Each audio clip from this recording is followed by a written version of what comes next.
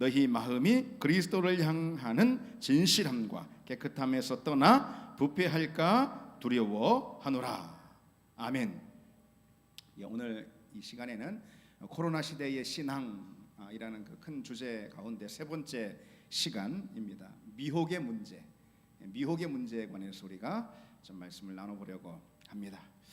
그래도 참 이렇게 그 소위 비대면 예배만 우리가 이제 드릴 수 있게 되는 상황 가운데서 참 마음의 안타까움이 굉장히 컸는데, 그런데 참 이런 예배, 이렇게 비대면으로 하는 예배 가운데서도 우리 동일한 찬양의 은혜를 누릴 수 있다라는 게 모르겠습니다. 여러분 각자 처소에서 우리 오늘 몇 분이나 몇 가정이나 예배에 참여하고 계신지 모르겠는데, 어쨌든 여러분 각 가정에서도 있는 처소에서도 동일한 오늘 이 찬양의 은혜 또 감격이 있는 줄 모르겠습니다.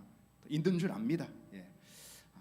이렇게 예배할 수 있게 기회를 주시고 은혜를 주시니 참 또 감사합니다. 여러분 어떤 말에 속았던 적이 있습니까? 예를 들어서 흔하게 홈쇼핑 광고를 보고서 물건을 샀는데, 근데 광고에서 보고 들었던 그 설명과는 전혀 딴판의 물건이 온 거예요. 그때 기분이 어땠습니까? 정말 기분이 상하고 속상하죠. 무슨 말에 또 누구인가에게 속았을 때 그때 그 기분이라는 것은 정말 굉장히 화가 난, 참 좋지 않은 그런 상황이 되겠죠. 그런데 기분 나쁘고 화나는 것이 전부면은 그래도 괜찮죠. 그게 아니라 속은 결과로 큰 손실을 우리가 얻게 됩니다. 예를 들어서 속이는 데는 다 목적이 있는 거예요. 만약 속이는 자의 목적이 돈이라면은 속은 자는 뭘 잃습니까? 돈을 잃게 되죠.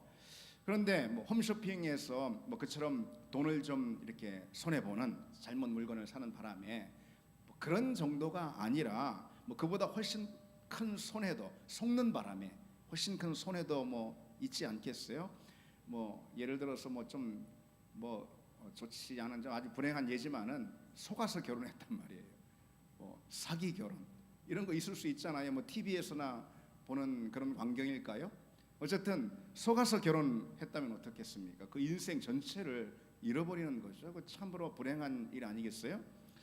그런데 우리는 속는 바람에 그저 몇십 년의 인생이 날아가는 그런 것이 아니라 우리 영원한 생명을 잃게 되는 그런 일이 있다면 그건 차원이 다른 일 아니겠습니까?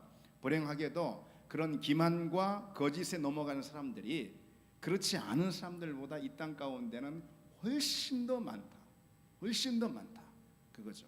바로 불신 영혼들입니다. 이 땅에 있는 가장 거대한 기만술로 인한 피해, 그건 다른 게 아니라 불신입니다. 하나님께 대한 불신.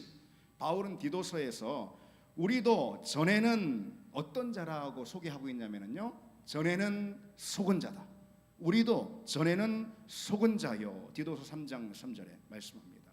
전에는 속은 자다. 믿기 전에는 사단에게 속은 그런 인생의 상태다. 그렇게 바울은 가르쳐주고 있는 거죠. 따라서 세상 사람들의 이 불신이라는 것은 다른 게 아니에요. 사단의 기만 전술의 결과. 이게 바로 불신입니다. 사단에게 속으니까, 미혹을 당하니까, 그러니까 불신이 그 마음 가운데 파고드는 것이고, 그리고 믿음이 좀처럼 생기지 않는 겁니다. 왜요? 사단의 기만술에 넘어간 거죠. 그러나 그런 기만이라는 것은, 속는 거라는 것은 사단에게, 그건 세상 사람들, 불신 영혼들에게만 주어지는 그런 건 물론 아닙니다. 사단은 믿는 우리도 속입니다. 어쩌면은 우리 그리스도인의 이 신앙의 과정이라는 것은 사단의 기만 전술과 계속 싸우며 나아가는 긴 그런 여정이다. 그게 신앙 여정이다. 이렇게 말할 수 있습니다. 왜 여러분 존 버년의 철로 역정이라고 잘 아시잖아요. 거기 보면은 한 성도가 주인공이죠. 천국을 향해 나아가는 그런 여정을 그리고 있는데, 그 여정 가운데 여러 관문들을 만나는 장면들이 쭉 기록되어 있습니다. 그런데 그 가운데 어떤 관문이 있냐면은 미혹의 땅, 미혹의 관문이라는 게 있어요.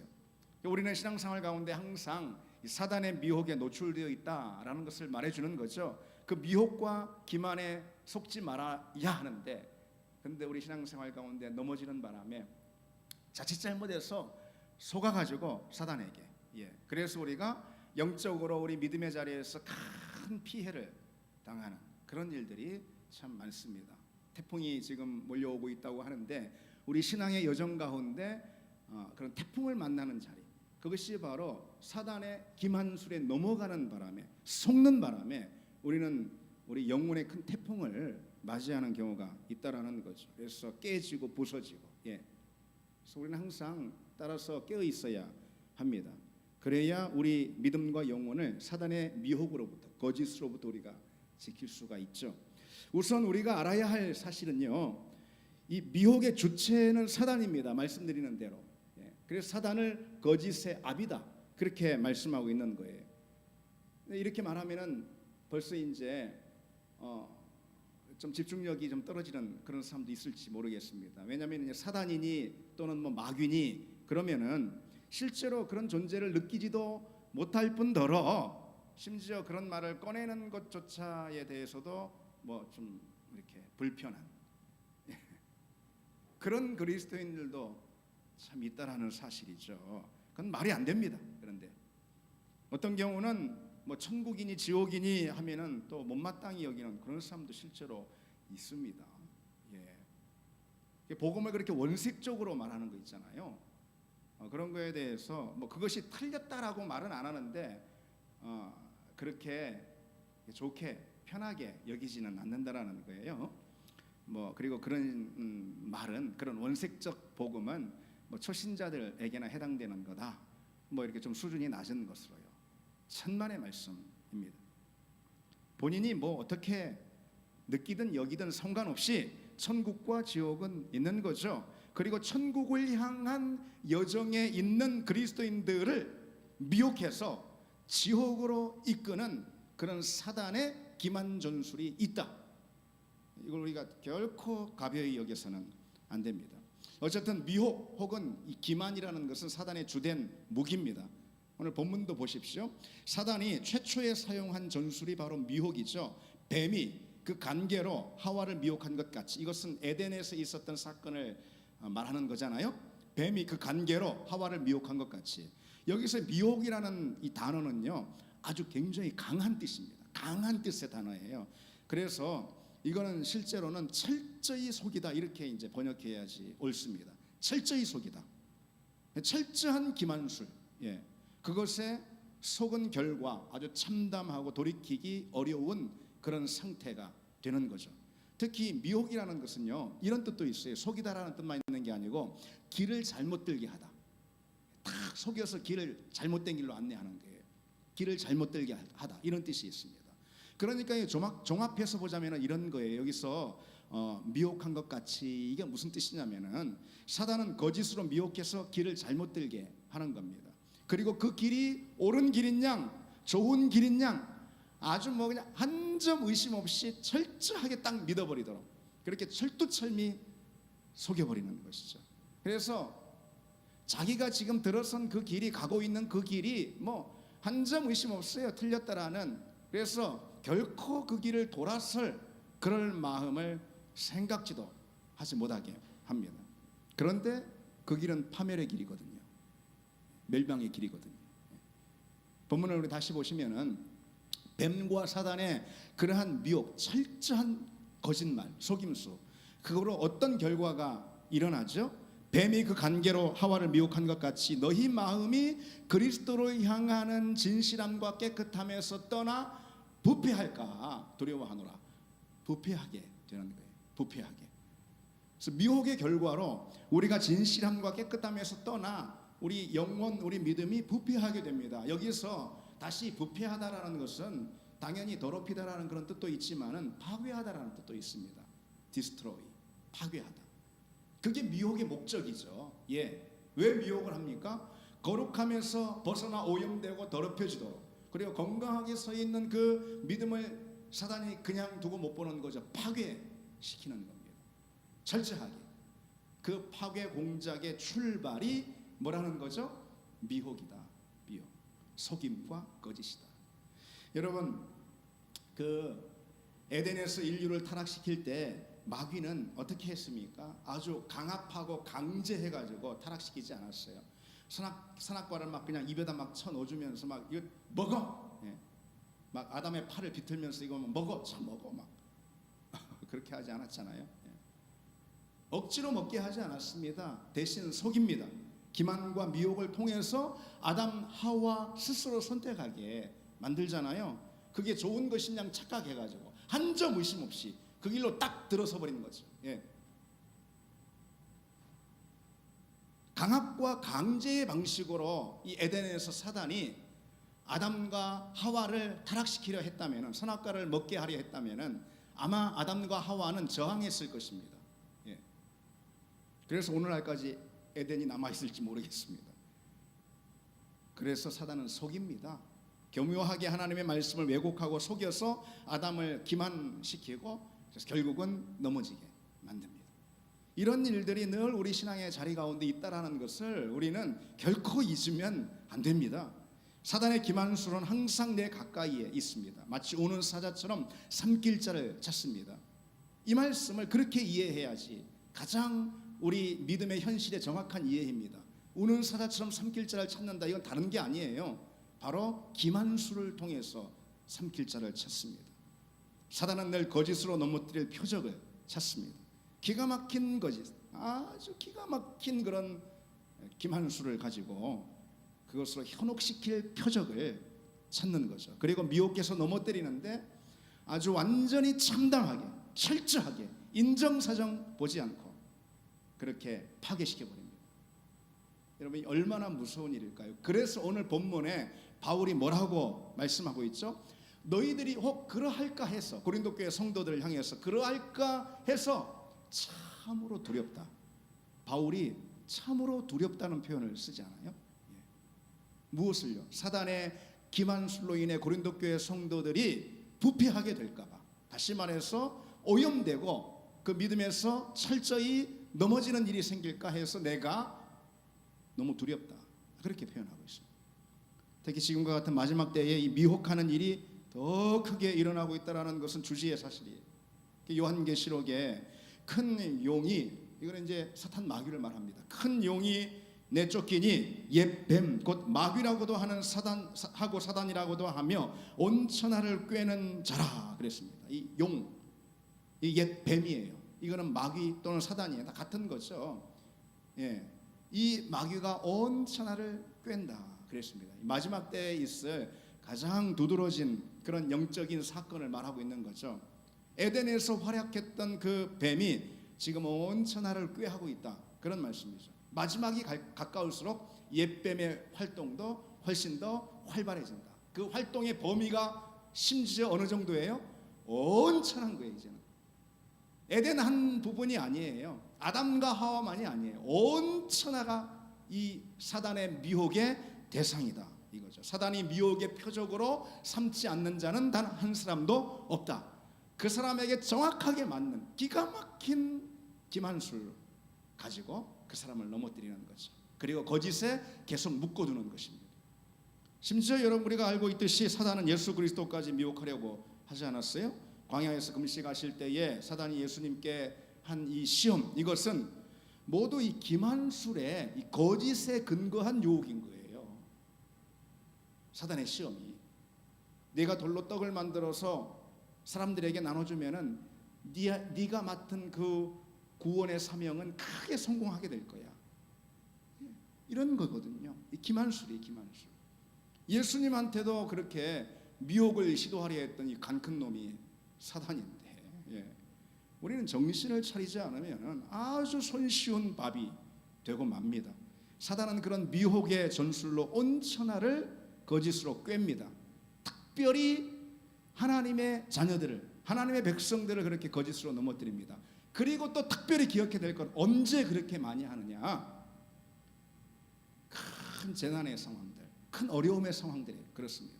교회가 어려움에 처하고 소용돌이에 들어가고 했을 때, 바로 코로나19로 인한 오늘의 사태를 말할 수 있습니다. 교회가 세상의 표적이 되고 잘못한 거 있죠, 당연히. 예. 우리가 그거 인정하고 회개해야 합니다. 어쨌든 그런 일로 인해서 사회적으로 또 언론 안에서 계속해서 이슈가 되고 부각이 되고, 그러면서 성도들이, 그리스도인들이 마음이 위축이 되고, 이런 상황 가운데서 사단은 거짓의 옷을 입고 우리 가운데 활발하게 활동할 수 있다라는 거죠. 그러면은 사단은 그렇게 거짓의 옷을 입고 활동한다 그랬는데, 그렇게 우리를 이제 속이는데 무엇을 통해서 거짓을 하고 무엇을 통해서 속일까요? 다시 말해서 이것은 기만 전술이라는 것은 어떤 것이 있을까요? 그래서 이 시간 그것을 잠깐 우리가 생각해 보고 기도하겠습니다. 세 가지만 우리가 성경을 통해 생각해 볼 수 있는데요. 사단은 무엇을 통해서 우리를 기만할까? 첫 번째로 그건 뭐냐면 오해가 일어나게 함으로 우리를 기만합니다. 속입니다. 어떤 거요? 오해가 일어나게 해요. 그래서 복음서에 보면은 여러 군데서 주님께서 이런 말씀하시는 바가 있어요. 유대 종교 지도자들에게, 바리새인, 사두개인, 서기관들, 이런 사람들에게 너희가 성경도 하나님의 능력도 알지 못했도다. 너희가 성경을 알지 못함으로, 하나님의 능력도 알지 못함으로 오해함이 아니냐 그랬습니다. 오해함이 아니냐. 이들의 오해를, 성경에 대한, 하나님 말씀에 대한 오해를 주님께서 지적하십니다. 이들은 율법의 행위와 장로의 유전을 철석같이 믿고 있었잖아요. 그리고 자기들이 의심 없이 믿고 있는 그것을 전하고 심지어 가르쳤어요, 사람들한테. 그런데 그것은 전통에 속은 종교적인 유전에 불과한 거였어요. 자기도 그것에 속으면서 틀린 것을 옳은 것으로 그렇게 오해하는 거예요. 잘못된 가르침을 바른 가르침으로 그렇게 오해하고, 자기들만 오해할 뿐만 아니라 다른 사람들에게 오해된 그것을 가르친단 말이죠. 그래가지고 주님 뭐라고 말씀하십니까? 맹인이 맹인을 인도할 수 있느냐? 둘 다 구덩이에 빠지는 것 아니냐? 그야말로 위험천만한 일이다라고 말씀하시는 거죠. 그처럼 진리에 대한 오해, 말씀에 대한 그릇된 해석이나 곡해, 이것은 사단이 늘 우리 그리스도인들에게 행하는 그런 기만전술의 가장 큰 부분입니다. 오해하는 거예요. 말씀을 오해해요. 하나님의 마음을 오해해요. 하나님의 성품을 또 오해해요. 예배를 오해해요. 기도가 뭔지 오해하게 한단 말이죠. 여러분도 접하셨겠지만 지난주 기독교 지도자들이 대통령과 면담을 했습니다. 아무래도 이런 이야기 전하는 그런 시간입니다. 그래서 제목도, 큰 주제도 코로나 시대의 신앙이라고 잡았으니까요. 지난주 대통령과 우리 교회 지도자들 16명과의 간담회를 가졌습니다.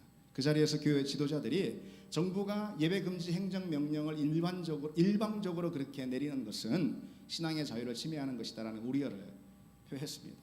그런데 그 과정에서 제가 다른 얘기하는 게 아니고 대통령이 이런 말을 했습니다. 예배는 마음의 평안을 줄 수 있을지는 모르지만은 바이러스는 못 막습니다. 그런데 참 저는 여러 그 신문 방송사를 통해서 대통령의 그 말이 전해지는 때에 참 얼굴이 화끈거렸습니다. 왜 화끈거렸냐면 놀라기도 했고요. 예배가 바이러스를 못 막는다라는 것에 대해서 우리 그리스도인들 중에서 모르는 사람은, 또 그것을 부정하는 사람은 없다고 봅니다.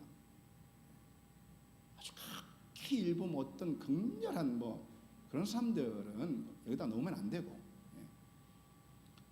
그래서 우리가 예방 수칙을 철저히 지금 지키고 있는 거잖아요. 예수 믿는 사람들에 대한 그런 이해를 갖고 있다라는 사실로 인해서 예배드리는 자리는 바이러스도 침투 못해, 이런 이해를 예수 믿는 사람들이 갖고 있다라고 생각하는 것 같아서 참 놀랐습니다. 그런데 어쨌든 그보다는 그 말보다는 대통령의 예배에 대한 이해 있잖아요.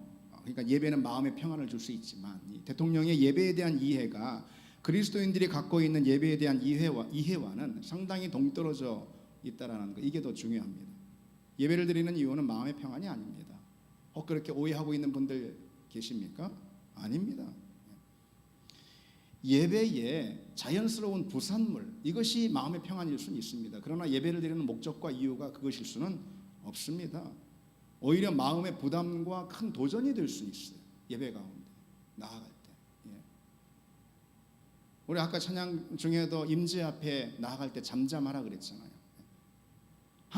우리 하나님은요, 두려움으로 오썸과 두려움으로 마주해야 하는, 두려움으로 찾아뵈야 하는 그런 분이기 때문이죠. 그래서 예배의 목적이 평안은 아닙니다. 예배의 목적은 그런 게 아니라 우리가 예배 자체를 정체성으로 갖고 있기 때문에 예배 드리는 것이고, 예배가 생명활동이기 때문에 그렇습니다. 따라서 성도 혹은 교회는 예배를 양보하는 순간 자기 정체성을 부정하는, 자기 부정에 빠지고 마는 거죠. 그리고 물론 영적인 죽음이 임하게 됩니다. 그러나 여러분도 알고 계시듯이 온라인 예배를 우리가 드리고 있어서 그나마 참 다행입니다. 그리고 또 감사합니다. 온라인으로 드리는 이 예배도 각자 처소에서 드리고 있는 이 기도 역시 동일한 예배이고 동일한 기도임에 틀림없습니다. 하지만 온라인 예배는 소위 말하는 그런 비대면 예배, 이것은 뭐 신조어예요. 사실 비대면 예배라는 건 말 자체는 없어요. 어쨌든 이런 비대면 예배는 아주 제한적이기 때문에 한시적이고 불가피한 선택에 불과한 겁니다. 세상 사람들이 이제 그런 걸 모르죠. 그걸 압니다. 그걸 모른다라는 것을 알고 또 인정합니다. 그러니 세상 사람들은 그래요. 마음의 평안을 얻기 위해서 목숨을 담보하는 그런 행위를 왜 그렇게 무모하게 할까? 예수 믿는 사람들은 이런 이제 불만을 가질 수 있습니다. 그 사람들은. 그런데 문제는 스스로 예수 믿는다 하는 사람들도 그런 생각을 갖고 있다라는 거죠. 제법 많아요. 그것은 분명히 말씀드리되 성경도 신앙도 오해한 데서, 예배도 기도도 오해한 데서 비롯된 거다. 그리고 그렇게 우리를 오해하게 하는 것은 사단의 기만술에 의한 거라는 것을 알아야 합니다. 여러분, 사단의 미혹을 당하지 않으려면 무엇보다 우리는 성경을 바로 알아야 합니다. 바로 알기 위해서 바로 배워야 합니다. 성경을 통해서 진리 가운데 우리가 굳건하게 서 있어야 합니다. 그렇지 않으면은 우리 영혼은 금방 우리도 모르는 사이에 넘어지고 마는 거죠. 세상에 설교도 많고 무수한 가르침도 교훈도 많습니다. 기독교에 대한. 그러나 모두가 성경을 바르게 전하는 것은 아니라는 것 주의해야 한다는 거죠. 둘째로, 사단은 무엇을 통해서 기만을 할까? 미혹을 할까? 거짓 선지자들을 통해서 미혹을 합니다. 거짓 선지자. 마태복음 24장에 그리고 또 복음서 또 여러 군데에 마지막 때에는 거짓 선지자가 많이 일어나 많은 사람을 뭐라고요? 미혹하였으며 그랬습니다. 많은 사람들을 미혹하겠으며. 그런데 우리가 이 질문만 여기선 좀 해보기로 하죠. 그 거짓 선지자를 왜 알아채지 못하고 그 거짓 선지자의 가르침을 왜 분별하지 못할까? 분명히 주님은 거짓 선지자가 많이 일어날 거라고 하셨고 거짓 선지자가 많은 사람 미혹할 거라고 하셨는데, 그런데 왜 거짓 선지자인지 잘 분별을 못하고 가르침을 분별을 못할까? 왜 그럴까요? 그것은 크게 두 가지로 볼 수 있습니다. 그들의 표적 뒤에, 거짓 선지자의 표적 뒤에 거짓이 감추어져 있기 때문에 잘 모르는 거예요. 계시록에 보면은 표적을 행하던 거짓 선지자들도 함께 잡혔다. 그렇게 하나님의 군대에 표적을 행하던 거짓 선지자가 잡힌 거예요. 거짓 선지자 또는 거짓 설교자들이 거짓된 가르침을 전하는데 막 표적이 일어나는 것입니다. 은사가 일어나는 거예요. 실제로 능력이 일어나는 겁니다. 그것으로 사람들의 눈을 속이고 그리고 거짓이 그 가운데 들어오는 거예요. 표적 때문에. 어떤 사인이잖아요. 그 잘못된 사인인데 물론 그것에 현혹돼 가지고 그 말씀도 옳거니 참이거니 그렇게 미혹이 된다는 거죠. 그 능력 때문에, 표적 때문에. 오늘 그 서울 모 교회에 그 큰 문제를 일으켰던 그 목회자가 건강한 모습으로 퇴원을 했습니다. 그리고 그분이 무슨 또 기자회견 비슷한 걸 했어요. 근데 다른 말은 다 생략하고 그분이 하는 말 가운데 이런 말 하더라고요. 나는 정치인도 아닙니다. 나는 사회운동가도 아닙니다. 나는 교회를 이끄는 선지자 중에 한 사람일 뿐입니다. 전 참 이런 말할 수 없는 답답함이 밀려왔습니다. 아까 오후에 그 방송 봤어요. 인터넷에서. 정말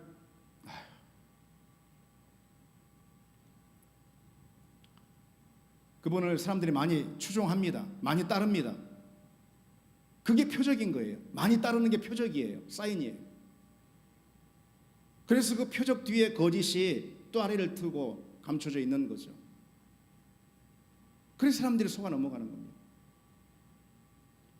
그런데 여러분, 사단은 거짓 선지자들의 그런 표적을 통해서만 우리를 속이는, 기만하는 것이 아닙니다. 고린도 후서에 이렇게 말씀하고 있잖아요. 이것은 이상한 일이 아니라, 어떤 게 이상한 것이 아니다? 사단도 자기를 광명의 천사로 가장한다. 그랬습니다. 그리고 속이는 거죠. 광명의 천사로 가장해서. 그러니까 쉽게 말해서 겉으로 보기에는 엄청 사랑이 많은 것처럼 보이는 거예요. 그 사랑이 참 사랑인 것처럼, 하나님께로부터 온 사랑인 것처럼 겉으로 보이는 엄청 사랑이 많아 보이고 따뜻해 보이고, 여러분의 목사와 다르게 말이죠. 겉으로 보기에는 아주 착하고 심성이 좋아 보이고 도덕적이고 양심적인 사람 같아 보여요. 그런데 그 외면, 그러한 외면을 통해서 사단이 미혹하기도 한다라는 것을 우리는 분명히 알고 있어야 합니다. 선지자 혹은 설교자가 착하면 무조건 다가 아니에요. 오해하지 말고 들으십시오. 심지어 사랑이 많다고 다가 아니에요. 오해하면 안 돼요. 진리가 우선이에요. 항상 진리가 먼저예요. 진리가 전부는 아니에요. 그러나 먼저입니다. 항상 진리가 그 사람에게 들어가면, 예를 들어 진리가 그 선지자 또는 그 설교자에게 들어가면 그것이 반드시 윤리로 드러나게 돼 있어요. 윤리를 통해서 그 사람에게 있는 것이 진리인 줄 분별할 수가 있을 수 있습니다. 그러나 여러분, 이걸 알아야 돼요. 윤리가 드러난다고 해서 그 사람이 반드시 진리를 가진 것은 아니다. 무슨 말씀인지 이해하겠습니까? 사람들은 윤리에 속아서 진리에 넘어지는 그런 경우가 있는 거예요. 속아가지고 윤리 도덕을 무시하는 그런 말이 아닙니다. 그런가 하면은 사랑에 속지 말아야 합니다. 여러분, 박해하고 그리고 무시하고 그리고 나를 미워하고 이런 사람에게 속겠습니까? 안 속죠. 사단이 나와 막 그냥 아귀다툼을 하는 그 누군가를 통해서 나를 속이겠습니까? 아니, 그런 일이 있을 수 안 속죠. 날 사랑하는 것 같은 사람, 그리고 모든 사람을 사랑하는 것 같은 그런 사람 있죠. 그런 사람을 통해서 사단은 거짓을 뿌리는 것입니다. 미혹을 뿌리는, 미혹의 영은 그런 사람들 가운데 역사하는 거예요. 안타깝지만은 우리는 사랑에 속지 말아야 합니다. 진리가 없는 거짓 사랑도 분명히 있기 때문이죠. 진리를 통해서 방출되는 사랑이 당연히 있습니다. 그것이 진짜 사랑이에요. 그러나 진리를 오히려 감추고 진리 가운데서 넘어져 버리게 하는 사랑도 있다. 거짓 사랑이죠. 그래서 사도 베드로는 베드로전서에 너희가 진리를 순종함으로 너희 영혼을 깨끗하게 하여 거짓이 없이 형제를 사랑한다. 진리가 들어왔기 때문에 이제는 거짓 없는 사랑을 하게 되었다. 형제 사랑을. 그렇게 말씀하고 있는 거예요.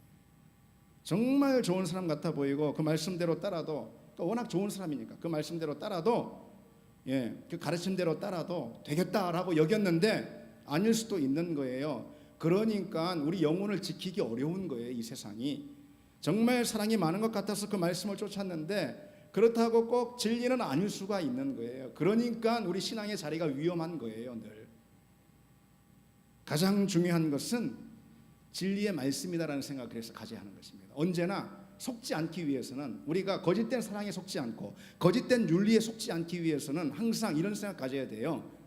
진리가 모든 건 아니지만 그리스도인의 삶의 자리에서, 그러나 진리가 항상 먼저다, 우선이다. 이걸 가져야 하는, 이 생각을. 그래야 사랑에, 거짓 사랑이죠, 속지 않고 거짓된 윤리에 속지 않을 수가 있습니다. 우리는 무엇보다 먼저 진리를 사랑해야 합니다. 그래서 진리를 이야기하고 진리를 가르치고 하나님의 복음을, 또 예수 그리스도 십자가와 또 구원을 가르칠 때, 그리고 그것을 배울 때 그것에 기뻐하고 그것에 먼저 마음을 열어야 하는 것입니다. 그래서 초신자들은 아무개 교회가 참 사랑이 많아서 그 공동체가 너무너무 정이 넘쳐서 그래서 교회에 왔다고 다 할 수 있습니다. 여러분도 다 그랬잖아요, 옛날에. 그러나 그 시기가 어느 정도 지난 다음에는 진리로 무장하는 것을 기뻐해야 되고 그것이 우선임을 항상 알아야 합니다. 그래야 온전한 사랑도 지켜낼 수가 있습니다. 마지막 하나 더 말씀드리면은 사단은 무엇을 통해서 우리를 미혹할까요? 그것은 우리가 스스로 속이도록 하는 거예요. 우리 자신을. 자기 기만이라고 그러잖아요. 우리가 자기 기만에 빠지게 하는 거예요. 근데 이것이 가장 많은 전술입니다.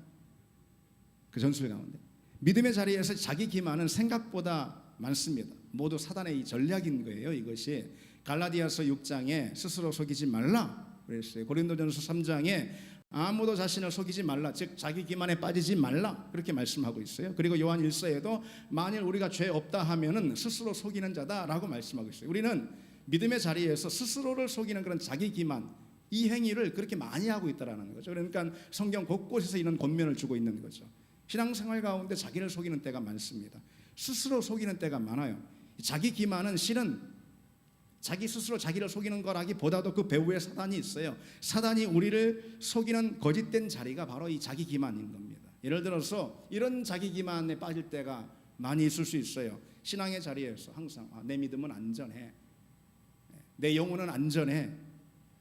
그게 구원의 확신인지 아니면은 단순히 영적인 안일함인지 구분도 못하면서 말이지, 내 영혼은 안전해, 내 믿음은 안전해, 뭐 내 영혼 안전합니다 찬양 부르면서 이러고 있단 말이죠. 자기 기만입니다. 사단의 속임수라는 거예요. 계속해서 그렇게 안이하게 있다 자기 영혼을 잃어버리게 만드는 속임수라는 거죠. 속지 말아야 합니다. 그래서 우리는 점검해야 하는 거예요. 정신 바짝 차리고 내 영혼, 내 믿음이 정말 안전한지, 내가 정말 안전하다고, 내 영혼이 안전하다고 생각하는 그것이 구원의 확신에 기반한 건지, 그걸 돌아볼 줄 알아야 하는 것이죠. 그리고 또 이런 것도 있을 수 있습니다. 자기 기만이. 나는 괜찮은 그리스도인이야. 이 정도면 괜찮지.